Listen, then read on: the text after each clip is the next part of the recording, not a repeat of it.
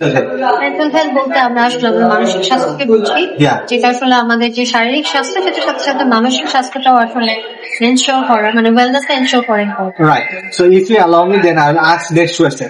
Yeah. So why mental health is important? Mental health important because আমাদের daily যে বেসিসে আমরা বাইরে বের হচ্ছি, বিভিন্ন মানুষের সাথে আমাদের দেখা হচ্ছে, বা ফ্যামিলি লাইফে বা উইদাউট ফ্রেন্ডস, আমাদের সারাউন্ডিংস, আমরা আসলে কতটুকু আমাদের টোটাল এনভায়রনমেন্ট আমাদের সেটা আসলে একটা ম্যাটার করে আসলে। So, yeah, third question, what are the common problem of mental health? Mental হেলথের কমন প্রবলেম হচ্ছে এটা আসলে আমরা কোনো ইস্যুজই মনে করি যে এটা আসলে কোনো প্রবলেম, মেন্টাল ইস্যুস, ডিপ্রেশন বা ফ্রাস্ট্রেটেড হলে মানুষ যে কতটা এফেক্টেড হতে পারে, এটা আসলে আমরা সিরিয়াসলি নেই না। আমাদের যে কালচার, আমাদের সোসাইটি, এখানে আমরা এটাকে সিরিয়াসলি নেই। Last final one question.